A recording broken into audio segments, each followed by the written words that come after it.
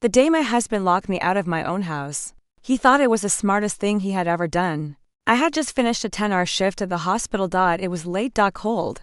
And all I wanted was a shower and sleep. But when I pulled into the driveway, something immediately felt wrong. The porch light was on. Marcus hated leaving lights on. He used to walk around the house every night turning them off like electricity. Personally offended him. But tonight, the entire front of the house was glowing. The living room lights, the kitchen lights, even the hallway light upstairs. I remember thinking, maybe he was waiting up for me, maybe he wanted to talk. We had been arguing a lot that month. Mostly about money. Mostly about his business idea, which in reality was just another excuse for him not to work, but still. I didn't expect what happened next. When I walked up to the front door and reached for the handle, it didn't open. I frowned, then I tried again. Locked. That was strange. Marcus almost never locked the door when he was home. I knocked. Nothing. I knocked again, still nothing, but I could see lights inside. I pulled out my phone and called him. The phone rang once, then twice, then it went to voicemail. That was when I heard footsteps inside the house. Slow. Unhurried. And then the front door opened. Marcus stood there. Smiling. And standing beside him was a woman I had never seen before. Young. Perfect hair, expensive coat. The kind of woman who looks at someone's house like she's already imagining where her furniture will go. Marcus leaned against the doorframe like he had been waiting for this moment all day. Well, he said casually, you're home. I stared at him. Why is the door locked? Marcus chuckled. Oh, that. He reached up and tapped the new lock on the door. I changed them this afternoon. For a moment I thought I had heard him wrong. You what? I changed the locks. The woman beside him smiled politely. Marcus folded his arms. You'll need to find somewhere else to stay tonight. The words hung in the cold air between us. I blinked. Marcus. This is my house. Marcus laughed. No. It was our house, then. He casually wrapped an arm around the woman beside him. But things changed. The woman looked at me with fake sympathy. Marcus sighed dramatically. You should probably take your car and go stay with your sister. I didn't move. Marcus tilted his head. What? I slowly set my work bag down on the porch. Then I looked at the new lock. Then back at Marcus. And I said something that made his smile disappear instantly. Marcus, I said calmly. You might want to unlock that door. Marcus smirked. Why would I do that? I crossed my arms because the person who owns this house. I paused. Then finished the sentence. Is standing outside. It. Marcus laughed. The woman laughed too. But neither of them knew something very important. Something Marcus had forgotten completely. The house had never been his. Not even a little. And in about 10 minutes, someone else was going to explain that to him. Marcus stared at me for a second. Then he laughed again. Not the friendly kind of laugh, the smug one. The one he used when he thought someone had just made themselves look stupid. The person who owns this house. He repeated. Yes. Marcus shook his head slowly. Are you serious right now? The woman beside him leaned closer to his shoulder.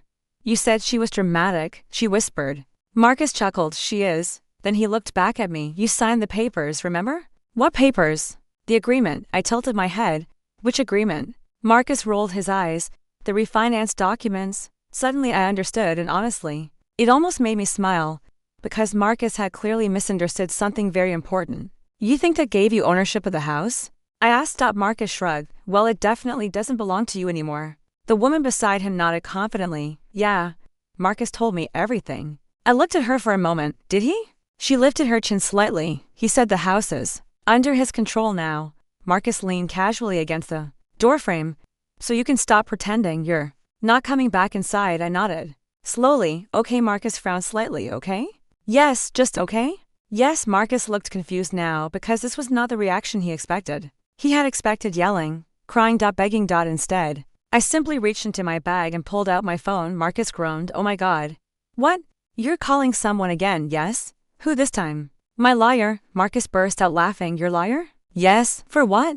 For this. Marcus spread his arms like he was presenting the entire situation. You're standing outside a house you don't own anymore. The woman beside him smiled smugly. Exactly. I looked at them both calmly. Then I dialed. The phone rang once, then twice. And then a familiar voice answered. Hello? Hi, Daniel. Everything all right? Not exactly. What happened? I glanced at Marcus. He locked me out of the house. There was a short pause on the other end of the phone. Then Daniel spoke again. He did what? He changed the locks. Marcus shouted loudly so Daniel could hear. Because it's my house. Daniel's voice became very calm. Is Marcus there right now? Yes, good. I held the phone slightly away from my ear. Daniel spoke clearly. Marcus. He said loudly enough for him to hear. I strongly suggest you unlock that door immediately. Marcus laughed again. And who are you supposed to be? I'm the attorney who handled the title transfer. Marcus stopped smiling. What title transfer? He asked slowly. Daniel answered immediately. The one where the house was placed entirely under your wife's name. The porch suddenly felt very quiet. Marcus blinked. What? Daniel continued. The property has been legally registered under her name for over 2 years. Marcus shook his head. No. Yes. Marcus laughed nervously. That's not possible. It absolutely is. Marcus turned toward the woman beside him. She's lying. Daniel spoke again. The documentation was filed with the county recorder's office. Marcus's voice rose. That refinance put the house under my control. No. Daniel replied calmly. That refinance protected the house from your business debts. Marcus froze and slowly the realization began to spread across his face. Daniel continued speaking. The mortgage is shared, but the property title belongs solely to her. Marcus whispered one word. What? The woman beside him looked confused. Marcus. He ignored her. That doesn't make sense. Daniel's voice stayed calm. It makes perfect sense. Marcus looked at the door. Then at me. Then back at the door again. You're telling me? He swallowed. This house is hers? Daniel answered simply. Yes, and suddenly the smug confidence Marcus had been wearing all night disappeared. The woman beside him slowly turned her head toward him. Marcus, she said quietly. You told me this was your house. Marcus didn't answer because for the first time that night, he didn't know what to say. Marcus stood frozen in the doorway. For a moment it looked like his brain had simply stopped processing information. The smug confidence he had been wearing all evening slowly drained from his face. The woman beside him, Vanessa, looked between us. Marcus, she said carefully. What is he talking about? Marcus forced a laugh. He's confused. Daniel's voice came calmly from the phone. I assure you, Mr. Carter, I am not. Marcus snapped. This is ridiculous. Vanessa folded her arms. You told me this was your house. Marcus waved a hand dismissively. It is. Daniel spoke again. No, it is not. Marcus's jaw tightened. You can't just decide that. I didn't decide it, Daniel replied. The county records did. Marcus looked at the door again. Then at me. Then back at the door. You're bluffing. I said nothing. Sometimes silence is the loudest answer. Vanessa stepped slightly away from him. Marcus. What? You said she had no claim to the house. Marcus rubbed his face. She doesn't. Daniel spoke again. She absolutely does. Vanessa blinked. Wait. She pointed toward me. So she owns the house? Daniel answered before Marcus could. Yes. Vanessa slowly turned toward Marcus. You told me she was living here temporarily. Marcus muttered something under his breath. Vanessa's voice rose slightly. You said the refinance transferred ownership to you. Marcus snapped. Stop interrogating me. Vanessa took another step back. That was when Marcus finally realized something. The door behind him, the one he had proudly locked, the one he believed proved his control, was now the only thing standing between him and the house he no longer legally owned. Daniel spoke calmly again. Marcus, I suggest you unlock the door and step outside. Marcus scoffed. Why would I do that? Because you are currently preventing the property owner from entering her home. Marcus laughed again. That's not illegal. Daniel paused. Actually, depending on the circumstances, it can be. Marcus froze again. Vanessa whispered, oh my God. Marcus shook his head. This is insane. Daniel continued. If the property owner requests assistance from law enforcement. Marcus snapped. You're threatening me now? No. Daniel replied. I'm informing you. Marcus looked at me again. You're really doing this? I shrugged. You changed the locks. Marcus threw his hands in the air. Because you don't live here anymore. Daniel spoke again. She absolutely does. Marcus's voice rose. This is unbelievable. Vanessa looked more uncomfortable by the second. Marcus. What? You told me she moved out months ago. Marcus hesitated. Vanessa noticed. You said she agreed to leave. Marcus snapped. She was going to. I finally spoke. That's funny. Marcus glared at me. What? I don't remember agreeing to that. Double quotes. Vanessa slowly shook her head. Marcus. What is going on? Marcus looked trapped, like someone who had walked confidently into a situation, only to realize the floor beneath them wasn't solid. At that exact moment, headlights appeared at the end of the street. Marcus didn't notice at first. Vanessa did. She turned toward the road. Is someone coming? Marcus shrugged. Probably a neighbor. The car turned into the driveway. Marcus froze. A police cruiser rolled slowly toward the house. The red and blue lights switched on. Vanessa's mouth opened slightly. Marcus Marcus whispered one word. No.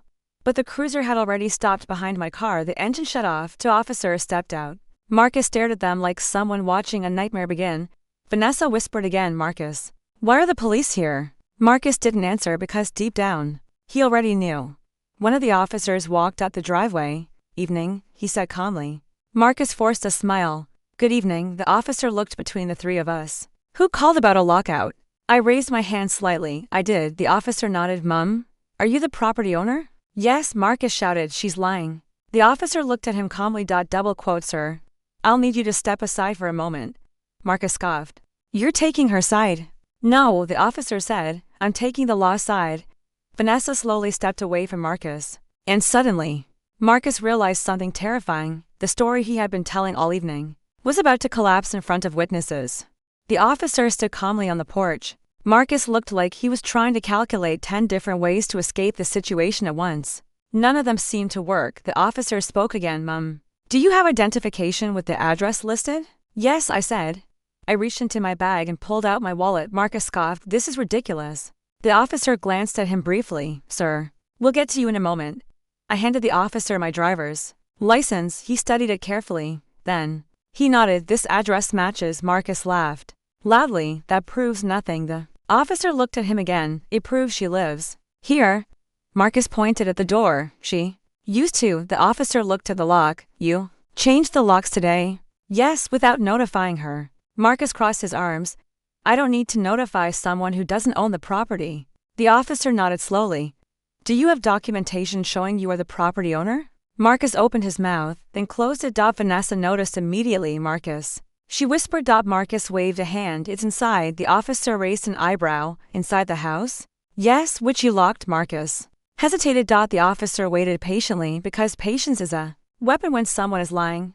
Vanessa was staring at Marcus now. You told me the house was yours. Marcus rubbed his forehead. It is. Then show them the documents. Marcus didn't move. The officer spoke again. Sir, do you have proof of ownership available? Marcus sighed. I'll get it. He reached into his pocket, pulled out a key. Then turned to the door. For a second, he just stared at the new lock he had proudly installed earlier that day, the same lock that now felt like a trap he had built for himself. He inserted the key, unlocked the door. And stepped aside. The officer looked at me. Mum, you can enter your home. The words hung in the air like a verdict. Marcus's shoulders dropped slightly because the moment the officer said those words, the entire illusion Marcus had built collapsed. I stepped past him and into the house. The warm air inside felt different now, like the tension had shifted directions. Vanessa followed us slowly. She looked around the living room. You told me she moved out months ago, she said quietly. Marcus didn't answer. Vanessa walked further inside. Her eyes scanned the room, the photographs on the wall, the furniture, the framed diploma above the fireplace, my medical degree. I said calmly. Vanessa looked at Marcus again. You told me you decorated this place. Marcus snapped. Can we not do this right now? The officer cleared his throat. Sir, the documents. Marcus walked toward the kitchen. Every step looked heavier than the last. Vanessa stood there silently. Then she whispered something almost to herself. I moved my things in today. Marcus froze. Vanessa looked around again. But nothing here belongs to you. Marcus turned slowly. That's not true. Vanessa pointed toward the cabinets. The dishes? Marcus said nothing. The furniture? Still silence. The house? Marcus's jaw tightened. Vanessa shook her head slowly. Oh my God. Marcus slammed a folder onto the kitchen counter. There. The officer opened it. Carefully. Marcus stood there watching. The room was silent except for the sound of paper turning. Then the officer looked up. At first glance, he said calmly, this mortgage document shows both names. Marcus smiled. Exactly. The officer nodded. But the title? Marcus's smile faded. Lists only one. The officer looked at me. Your name? Vanessa stared at Marcus. You lied. Marcus shouted. I didn't lie. Vanessa pointed at the document. You told me this house was yours. Marcus slammed his hand on the counter. I said it was under my control. The officer closed the folder. Sir, based on this documentation, the property owner has a legal right to occupy this residence. Marcus whispered. What? The officer spoke clearly. You cannot remove her from the property. Vanessa laughed quietly. But it wasn't amused. It sounded like disbelief. Marcus. He didn't look at her. You told me she had nowhere to go. Marcus said nothing. Vanessa picked up her purse slowly. You know what? Marcus finally looked at her. What? I think I should go. Marcus blinked. What? Vanessa shrugged. This situation seems complicated. Marcus's voice rose. You're leaving. Vanessa looked at him calmly. You told me the house was yours. Marcus didn't answer. Vanessa walked toward the door. You told me you were in charge. Marcus said nothing again. She stopped beside the officer. Then she turned back once more. And honestly? Marcus looked up. You don't seem very in charge right now. And with that, she walked out of the house, leaving Marcus standing alone in the middle of a room that had never belonged to him. The front door closed behind Vanessa. The sound echoed through the house. For a moment nobody moved. Marcus stood in the kitchen staring at the door like he expected her to walk back in. She didn't. The officer cleared his throat. Well? He said calmly. Our part here is finished. Marcus blinked. Finished? Yes. The officer placed the documents back on the counter. This is a civil matter. Marcus laughed bitterly. So you're just leaving? The officer nodded. The property owner has access to the residence. He gestured toward me. And based on the documentation, that's her. Marcus ran both hands through his hair. This is insane. The officer didn't argue. He simply walked toward the door. His partner followed. Before leaving, he looked back at Marcus one last time. I suggest you work this out peacefully. Then the door closed again and suddenly, Marcus and I were alone in the house. Marcus stood there for a long moment. Then he slowly turned toward me. You planned this? No. Yes, you did. No. Marcus pointed toward the door Vanessa had just walked through. You embarrass me. I leaned against the kitchen counter. You did that yourself. Marcus laughed again. But this time the laugh sounded tired. You always had to be right. That's not what this is about. Marcus shook his head. It never is with you. He walked around the kitchen slowly, looking at the cabinets. The furniture, the walls, like he was seeing the house for the first time. 2 years, he muttered. What? I've been paying the mortgage for 2 years, yes? I said calmly. Marcus pointed at me. And the house is still yours, yes? Marcus laughed again. That's unbelievable. I shrugged. That's paperwork. Marcus stared at me. You tricked me? No. You set that up. No. Marcus slammed his hand on the counter. Then how is this possible? I answered simply. You signed the documents without reading them. Marcus froze because he knew that part was true. 2 years earlier Marcus had been desperate to protect his failing business. Creditors were calling. Loans were piling up. And the lawyer had suggested something. Move the property title. Place the house under my name. Protect the asset. Marcus signed the documents in less than 5 minutes. He didn't read them. He didn't ask questions. He just assumed he was still in control. That assumption had lasted exactly 2 years until tonight. Marcus exhaled slowly. You knew? Yes, you've known this whole time. Yes. Marcus looked around the house again. So when I changed the locks, you locked yourself out of your own lie? Marcus shook his head. That's unbelievable. No. I said quietly. It's predictable. Marcus stared at me. You could have told me. Would you have listened? Marcus didn't answer. He walked toward the living room, stopped near the couch. Then he sat down. For the first time that night, Marcus looked small. Not physically, but emotionally, like someone who had finally realized the story they were telling themselves wasn't real. You're really going to make me leave? He said quietly. Yes. Marcus rubbed his eyes. Where am I supposed to go? That's not my problem. Marcus looked up. You're serious? Yes. Marcus sighed. You're cold. No. I said, I'm finished. Marcus sat there silently. Then he asked something unexpected. When did you stop loving me? I thought about it for a moment. Then I answered. Honestly, the moment you stopped respecting me. Marcus looked down again. The silence stretched across the room. After a few minutes Marcus stood up. He walked toward the door, picked up the small bag he had brought earlier. The same bag he expected me to leave with. Now it was his. Marcus looked around the house one last time. You're really staying here alone? Yes. Marcus nodded slowly. Then he opened the door. Cold night air rushed into the hallway. He stepped outside. Then he paused. And said one last thing. You know what the worst part is? What? I really thought I had everything under control. I almost smiled. That was your biggest mistake. Marcus nodded once. Then he walked down the driveway, into the darkness. And this time, he didn't come back. The house was quiet after Marcus left, not the uncomfortable silence from earlier that night, a different kind of quiet. The kind that only comes after something heavy finally leaves. I locked the door behind him, not out of anger, just out of habit. Then I stood there for a moment in the hallway, listening to the faint sound of his footsteps disappearing down the street. Marcus had walked out of the house before, plenty of times. After Arguments. After bad days at work. After long nights out.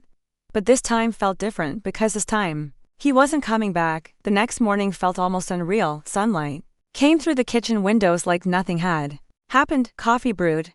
Birds chirped outside. It was strange how normal everything looked after such a chaotic night. I sat at the same kitchen table where Marcus had proudly announced that I needed to leave. Now the chair across from me was empty, and for the first time in a long time, that didn't feel sad. It felt peaceful. Around mid-morning, my phone buzzed, a message from Marcus. I stared at the screen for a moment before opening it. The text was short. We need to talk. I didn't respond. 10 minutes later, another message arrived. This is getting ridiculous. That another. You know this house should be mine. I put the phone face down on the table. Some conversations only repeat the same lies, and I had already heard enough. Later that week I heard from Daniel again. The investigation into Marcus's business finances had expanded. Apparently the company had started reviewing expense reports connected to his department. Trips. Hotels. Luxury dinners. All charged under client meetings. But many of those meetings never actually happened. It turns out Marcus had been living a very expensive double life, and companies tend to notice that eventually. About 3 weeks later the official news arrived. Marcus had been terminated. The company didn't make a dramatic announcement. They rarely do. But word travels quickly inside professional circles, especially when someone in management falls that hard. Officially the reason was listed as policy violations. Unofficially, everyone understood what it meant. Trust had disappeared. And once that happens in a corporate environment, careers end quietly. I heard about Vanessa once more through a mutual acquaintance. Apparently she had been shocked when the truth started coming out. Marcus had told her he was an executive partner. In reality, he was a mid-level manager barely holding his position together. He told her the house belonged to him. It didn't. He told her his financial situation was secure. It was in single quotes T. She disappeared from his life almost immediately after that night, which honestly didn't surprise me.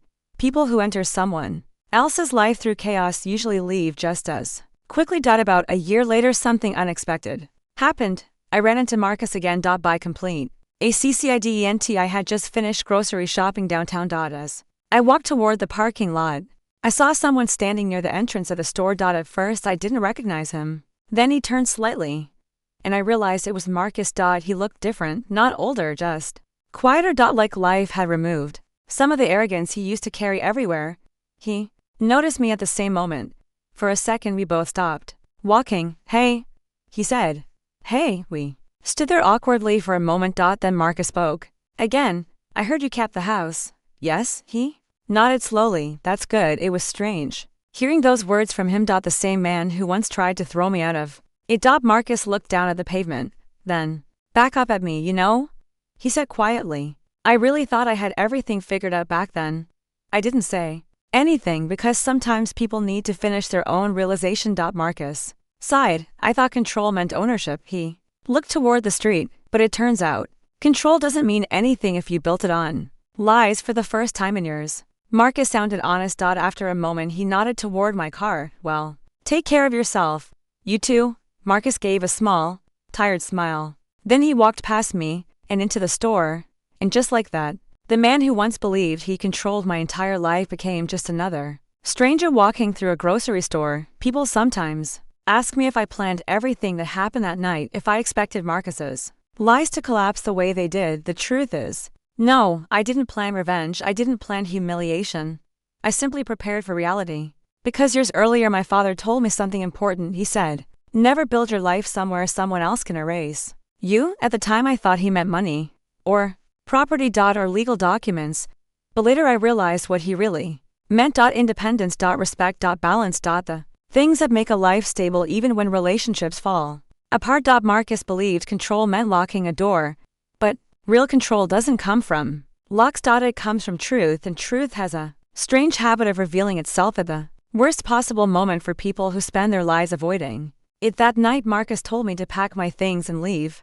He thought he was ending the story, but the truth was, he was only beginning the ending of his own. And sometimes the quietest revenge isn't revenge at all. It's simply watching someone face the consequences of their own decisions. The house is quiet now, but it's a peaceful quiet, and Every time I unlocked the front door, I remember something very simple. Marcus thought he was locking me out of my life. He just didn't realize he was the one walking out of it. The strange thing about silence is that you only notice it after chaos disappears. For the first few weeks after Marcus left, the house felt different. Not empty. Just quieter. For years the house had been filled with the noise of Marcus's energy. Phone calls. Business talk, loud opinions about everything. And suddenly all of that was gone. At first I kept expecting the door to open, expecting him to walk back in. But the door stayed closed. And slowly the house started to feel like it belonged to me again. About 2 months after everything happened, I ran into an old friend of Marcus's at a cafe downtown.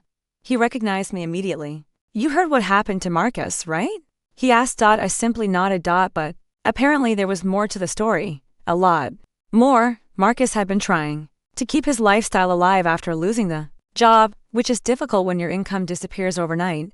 The expensive apartment he rented after leaving the house didn't last very long. Neither did the new car he tried to lease, or the consulting business he told everyone he was starting, because confidence can carry someone for a while, but eventually, reality catches up. The last thing I heard about Marcus came almost a year later from someone who used to work with him. Apparently, he had moved to another city, taken a smaller job, something far below the level he once had. Not a disaster. Just ordinary, which for someone like Marcus was probably worse. Because Marcus never wanted to be ordinary. He wanted control. Power. The image of success. But the problem with images is that they disappear the moment someone turns the lights on. Sometimes people ask me if I ever felt bad about what happened, if I regret letting everything fall apart the way it did. And the honest answer is simple. No. Because Marcus didn't lose his life that night. He didn't lose his future. He simply lost the illusion that he could treat people like pieces on a chessboard. There's a difference between confidence and arrogance. Confidence builds, arrogance assumes. Marcus assumed he owned the house. He assumed he controlled the situation. He assumed I would panic and disappear quietly. But assumptions have a funny way of collapsing when reality finally shows up. And the truth is, Marcus could have avoided everything that happened. He could have chosen honesty. He could have chosen respect. He could have chosen to simply walk away like an adult. But arrogance rarely chooses the simple path. It chooses a dramatic one, the one that eventually ends in consequences. The house is still mine, the same kitchen, the same living room, the same front door Marcus once proudly locked. But now when I unlock that door at night, the house feels peaceful, not because Marcus is gone, but because the chaos he brought with him is gone. And every now and then, when I turn the key in the lock, I remember the exact moment Marcus told me to pack my things and leave. And I remember how confident he looked, how certain he was, how completely convinced he had already won. And that memory always reminds me of something important. Sometimes, the person who thinks they've locked you out of your life is actually the one walking out of it.